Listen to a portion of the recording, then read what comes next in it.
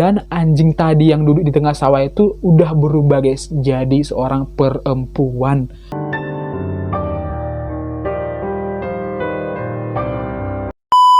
Hai guys, hi everyone, apa kabar kalian? I hope you guys okay. Welcome back to my channel. Dan buat kalian yang baru tahu channel ini, hai guys, nama aku Andy. Di channel ini aku akan bercerita dan berdiskusi mengenai peristiwa dan hal-hal yang pernah terjadi di dunia ini. So, come and join me dengan cara subscribe channel ini. Do you see my face so serious, you guys? Itu karena di video kali ini, malam ini, aku akan membahas mengenai satu hal yang berbau mistis. Tapi sebelum aku menceritakan kisah ini ke kalian, aku mau kalian tahu kalau misalnya kisah yang akan aku ceritakan ini adalah based on true story atau berdasarkan kisah nyata. So make sure you guys are ready for this one, cause I am so fucking ready. Jadi langsung saja, this is Malam Angker.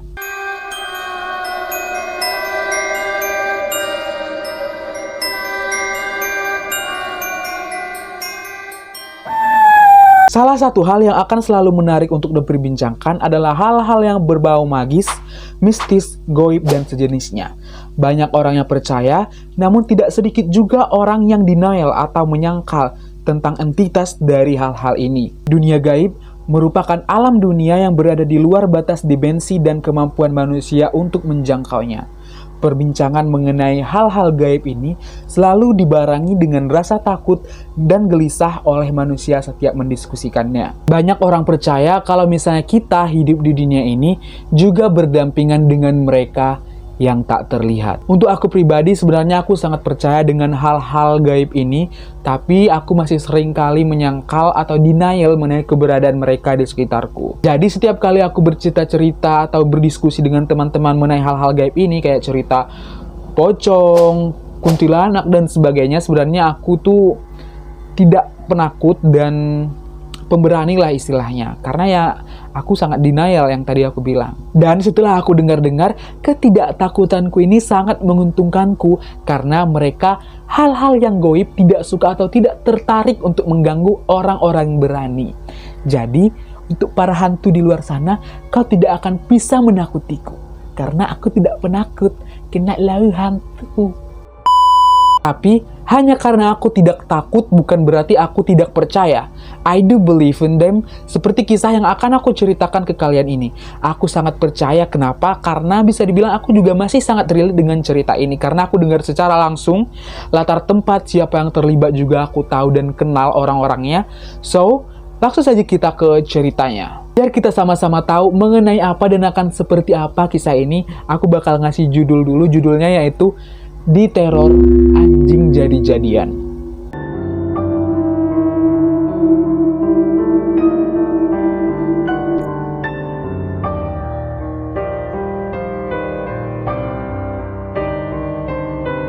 Kisah ini berasal dari salah satu kota di Sumatera Utara, yaitu kota kelahiranku, dan kisah ini tuh terjadi sekitar 10 tahun yang lalu, di mana satu penduduk kampung itu mengalami kejadian-kejadian yang di luar nalar. Hal-hal mistis ini terjadi awal mulanya karena ada 4 orang anak, Didi dan kawan-kawan, nama samaran tentunya, yang sedang menjalani hari-harinya seperti biasa di sekolah madrasah. Jadwal mereka sekolah itu dari siang sampai sore. Nah, pada awalnya di siang hari, mereka itu masih seperti biasa, seperti anak-anak pada umumnya.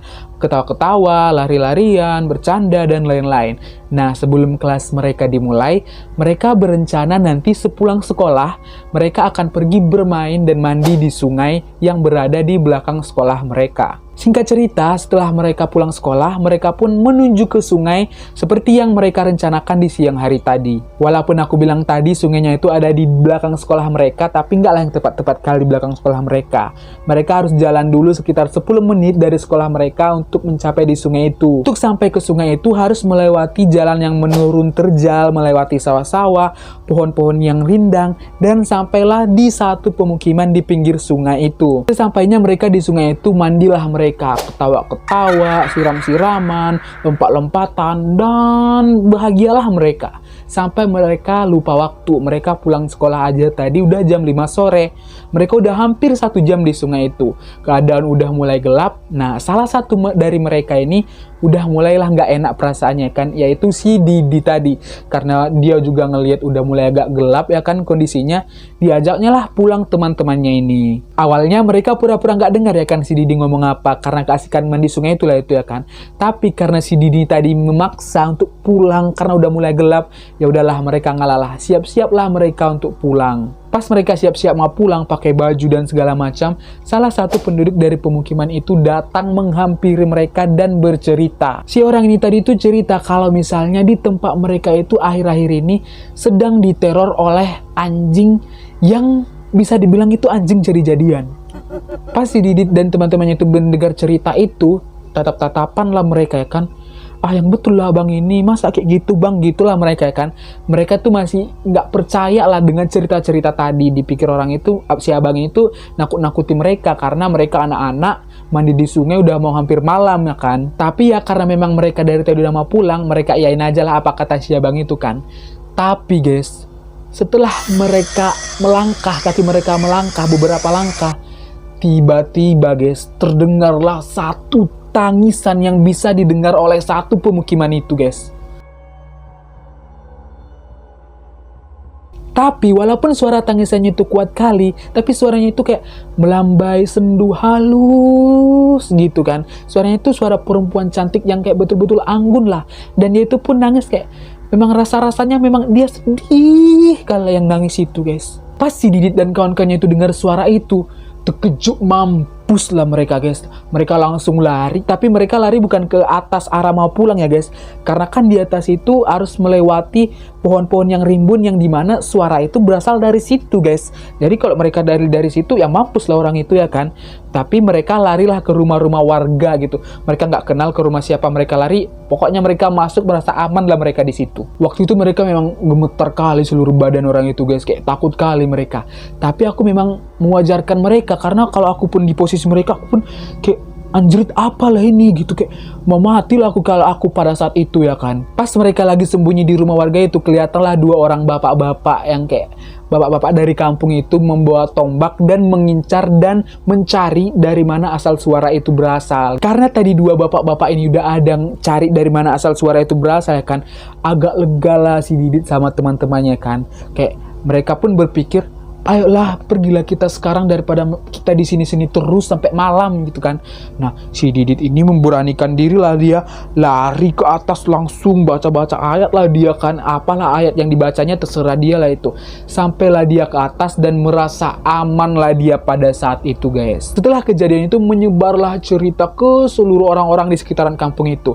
Suara tangisan siapa sih yang seram kali itu gitu ya kan.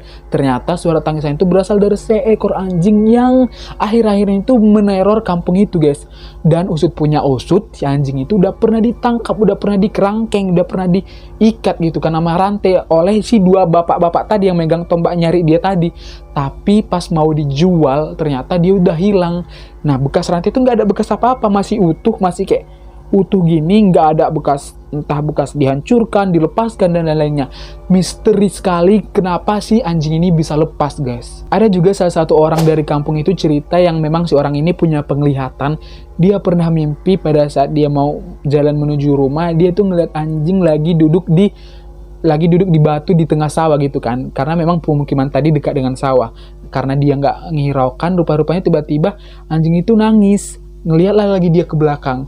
Dan anjing tadi yang duduk di tengah sawah itu udah berubah guys, jadi seorang perempuan. Apa nggak seram kali itu guys? Tapi hal yang membuat bingungnya lagi tuh, semenjak kejadian dia terakhir kali nangis yang menggemparkan seluruh pemukiman, itu dia tiba-tiba hilang jejak guys. Nggak tahu di mana dan di kemana dia sekarang. Si bapak-bapak 2 tadi yang nyari dia pun nggak ketemu dia di mana guys.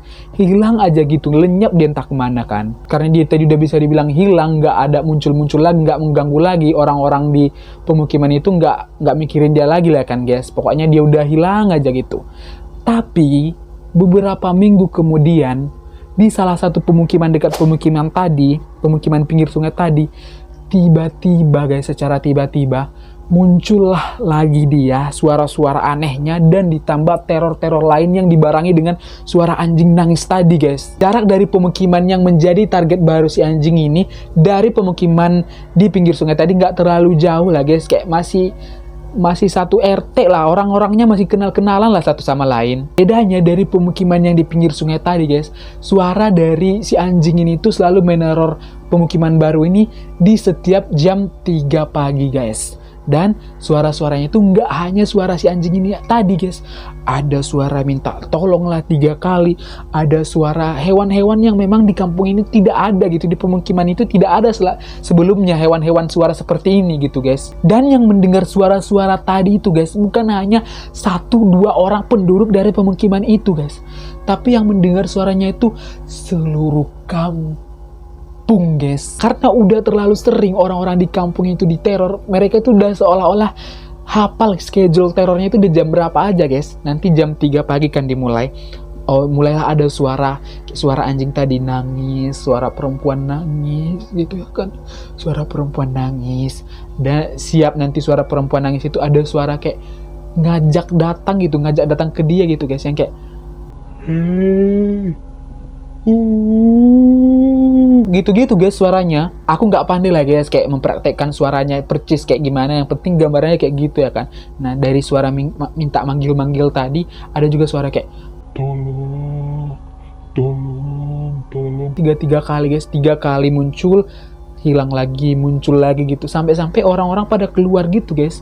Oh, ibu-ibu atau bapak-bapak gitu pada keluar, oh ngeliatinnya siapa sih itu gitu ya kan. Ya memang yang diteror itu satu kampung guys. Karena memang suara-suara ini tuh udah mengganggu kali, berundinglah mereka satu kampung. Gimana sih ini solusinya biar suara-suara ini hilang? Karena anak-anak mereka pun udah takut keluar, mereka juga udah terganggu gitu kan, aktivitas mereka udah mulai terganggu, berundinglah mereka. Dari hasil perundingan tersebut mereka tuh sepakat yang dimana semua bapak-bapak di kampung itu secara bergantian harus keliling kampung, istilahnya rondalan di jam-jam malam, di jam-jam larut malam, biar kayak tahu ini suara-suara apa sih ini gitu ya kan. Kalau misalnya di banyak cerita horor itu kan, orang-orang udah pada mulai mencari tahu apa sih itu, udah mulai mendatangi, menghampiri, udah mulai melawan, pasti hal-hal negatif, hal-hal horor tadi itu hilang ya kan, entah kemana gitu. Ini bedanya enggak guys, si bapak-bapak dari kampung ini mulai meronda ya kan, bawa tembak, bawa pistol, bawa senjata lah. Rupa-rupanya guys, banyak hewan-hewan yang awalnya nggak ada di kampung itu tiba-tiba berkeliaran di kampung itu kayak anjing. Karena memang mayoritas di kampung, di pemukiman itu kan Islam, semua Islam, gak ada yang agama lain kan. Jadi kayak akan sangat mustahil ada anjing berkeliaran di kampung itu. Nah mereka ternyata jumpa langsung anjingnya itu warna hitam seram besar gitu. Mereka udah mulai nembak gitu kan, nembak anjing itu, tapi anjing itu nggak pernah dapat, nggak pernah tertembak dan lain-lain. Dan anjing itu selalu lolos dan hilang tiba-tiba sampai siangnya gitu guys, kayak hilang misterius gitu loh. Dan si suara-suara minta tolong tadi pun masih ada, suara manggil-manggil tadi secara halus itu masih ada itu.